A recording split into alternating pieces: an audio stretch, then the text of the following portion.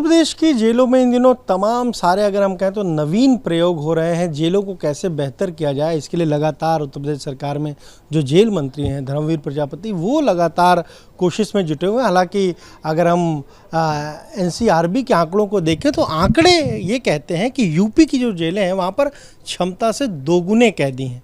अब इसके लिए क्या कुछ किया जा रहा है, इस पर बात करने के लिए हमारे साथ उत्तर प्रदेश सरकार में जेल मंत्री धर्मवीर प्रजापति जी। धर्मवीर जी, बहुत सारे आप नए प्रयोग, इनोवेशन हम जिसको कहें वो कर रहे हैं जेलों में। हमने देखा आपने योग शुरू कराया, फिर वहाँ पे श्लोक भी हो रहे हैं। बच्चे जो हैं माँओं के साथ वो हैं तो उनका बर्थडे भी मनाया जा रहा है, आप खुद शामिल हुए। पर एनसीआरबी के ये जो आंकड़े आए हैं इसमें कहा गया है कि यूपी की जो जेलें हैं उनमें क्षमता से दोगुने कैदी हैं। ये हम मानते हैं कि हमारे यहाँ भीड़ है, लेकिन हमारे यहाँ 10 ज़िले ऐसे भी हैं जहाँ जेल नहीं है। तो वहाँ हम ज़मीनें हमारी लगभग ले ली गई हैं हमने। कहीं 1-2 ज़िले ऐसे हैं जहाँ अभी थोड़ी बहुत ज़मीन की हमें आवश्यकता है, नहीं ज़मीन हमारी पूरी लगभग ले चुके हैं। हम नई जेल बनाने जा रहे हैं। अब जेल जैसे अब हाथरस में जेल नहीं है तो वहाँ के कैदी अलीगढ़ शिफ्ट होते हैं, तो भीड़ होनी ही है। और अभी आगरा में 2 बैरकों का हमने उद्घाटन किया। हम बैरक भी बना रहे हैं और नई जेल भी बना रहे हैं। तो भीड़ को जब हमारी जेलें निर्माण हो जाएगा तो भीड़ कम हो ही जाएगी स्वाभाविक है। जिस तरीके से आंकड़े आए हैं तकरीबन 63,000 की क्षमता और 1,17,000 से ज़्यादा जो कैदी हैं वो यूपी की जेलों में हैं। सेंट्रल जेल जो आपके वहाँ 15,000 क्षमता, 13,000 के तो 15,000 कैदी। तो इससे भी समस्या खड़ी होती है जेल के भीतर। हम मानते हैं इस बात को कि भीड़ माने हमारे यहाँ ओवर क्राउडिंग है, लेकिन इसके लिए हम बना भी रहे हैं। जैसे मैंने आगरा में खुद अभी पिछले महीने में 2 बैरकों का उद्घाटन किया है। और जैसे इटावा में हमारी जेल बन गई है और वो शिफ्ट होने में, प्रयाग नैनी में हमारी नई जेल बन गई है, श्रावस्ती में हमारी जेल बन गई है। वहाँ शिफ्टिंग होनी है, थोड़ा बहुत काम बचा है, वो काम होने के बाद में शिफ्टिंग हो जाएगी। हमने इटावा की जेल और नैनी जेल के लिए हमारा जेल प्रशासन में हमारी जितनी आवश्यकता है हमारे कर्मचारियों की, वो हमने नियुक्ति हमने कर दी है।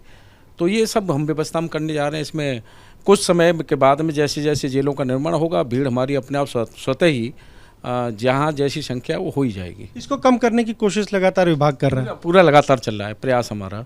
जहाँ जहाँ हमारे पास जगह है जेलों में, वहाँ हम बैरक बना रहे हैं, और जहाँ नई की आवश्यकता है हम नई बना रहे जा रहे हैं।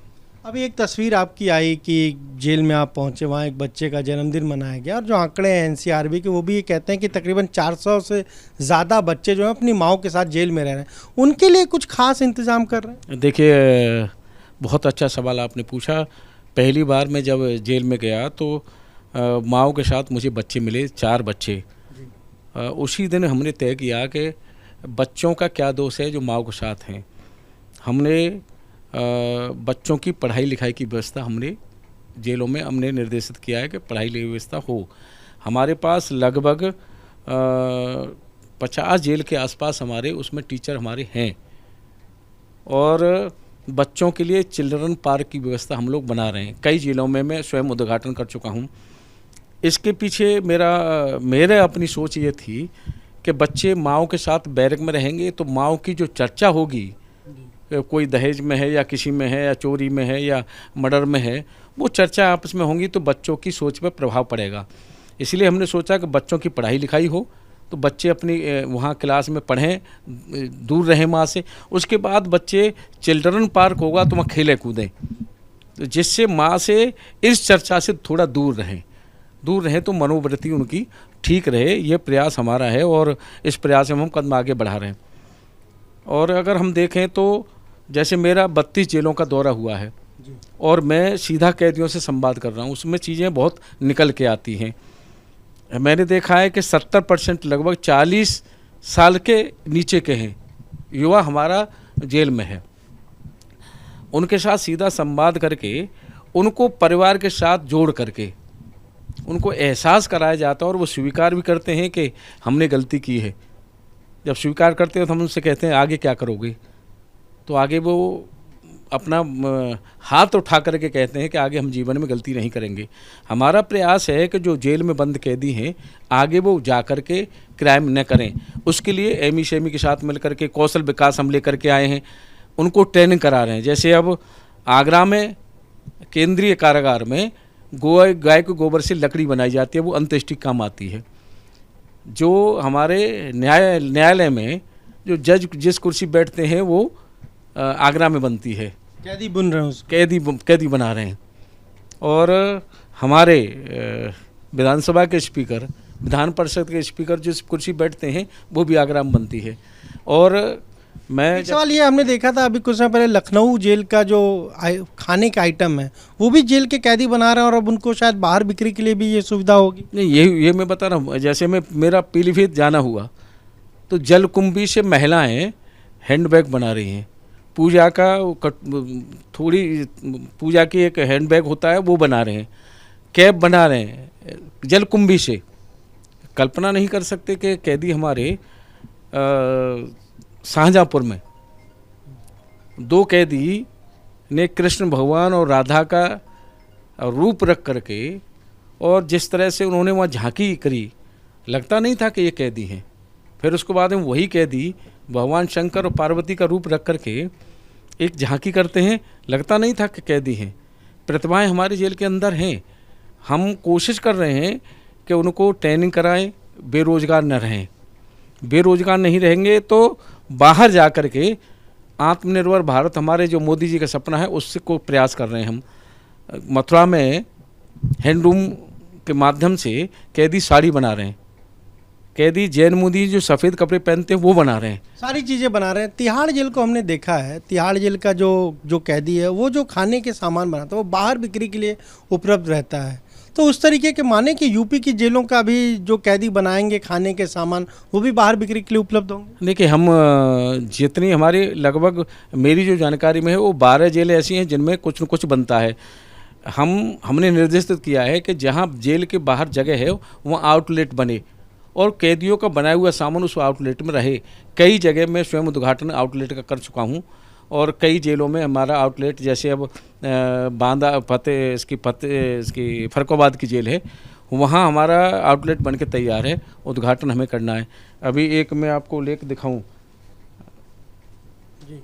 अभी हमारे फर्रुखाबाद की जेल में जो खाना FSSAI ने खाना सेफ्टी का जो सबसे बड़ा बहुत अच्छा रैंकिंग उसको दी है, 5 स्टार की रैंकिंग दी है और नंबर 1 पे हमारे उत्तर प्रदेश की जेल है। तो हमारा प्रयास है कि मानवीय दृष्टि से भी हम आगे बढ़ें। और जो कैदी हैं अनायास, किसी 2 तरह के कैदी होते हैं, एक तो पेशेवर होता है, पेशेवर के लिए कोई छूट नहीं है, लेकिन अनायास घटना में घटित होकर के कोई कैदी बनता है तो उसके साथ मानवीय दृष्टि के साथ हम व्यवहार करें और उसे आत्मनिर्भर से हम जोड़ें, उसे बनाएं, सिखाएं, बाहर जा कर के वो क्राइम से बचे। ये प्रयास हमारा है। एक सवाल आपसे, क्योंकि आप पॉलिटिकल व्यक्ति हैं, जिस तरीके से नोएडा में श्रीकांत त्यागी का पूरा मामला हुआ तो समाजवादी पार्टी ने बीजेपी को खूब घेरा था कि बीजेपी का नेता है और बीजेपी के ऐसे ही नेता होते हैं। पर अब खुद आज उनका डेलीगेशन गया है और वहाँ श्रीकांत त्यागी की पत्नी से मिलकर वो तमाम सारी बातें कर रहे हैं और वो कहीं ना कहीं अब बीजेपी को फिर घेरने की कोशिश कर रहे हैं। उत्तर प्रदेश की जनता ने जिस तरह से दोबारा हम लोगों को आशीर्वाद दिया है, केंद्र की सरकार हो मोदी जी के नेतृत्व में चल रही है, उत्तर प्रदेश में योगी जी के नेतृत्व में सरकार चल रही है, दोनों सरकारें हमारी आम जन के सोच करके नीति बनाती है, आम जन की क्या आवश्यकताएं हैं। और जनता में जिस तरह से प्यार आशीर्वाद हमारे पार्टी की ओर है, विपक्ष के लिए कुछ बच नहीं रहा तो कहीं ना कहीं खोजते हैं कुछ न कुछ मिल जाए और उसमें अभी तक कामयाब हो नहीं रहे। तो ये आपने सुना, क्या कहना है उत्तर प्रदेश के जेल मंत्री धर्मवीर प्रजापति का। साफ तौर पर कह रहे हैं कि उत्तर प्रदेश की जेलों में मान रहे हैं कि हाँ क्षमता से अधिक कैदी है, क्योंकि कई ऐसे ज़िले हैं जहाँ पर जेल नहीं है और वहाँ के कैदियों को दूसरे ज़िले की जेलों में भेजा जाता है। लेकिन ये भी कह रहे हैं कि नई जेलों का निर्माण हो रहा है, नई बैरकें बन रही हैं और साथ ही साथ किस तरीके से जो कैदी हैं उन्हें आम मुख्य धारा से जोड़ा जाए, इसका भी प्रयास लगातार जारी है। कैमरा से हरिओम के साथ अनुभव शुक्ला, AP गंगा, लखनऊ।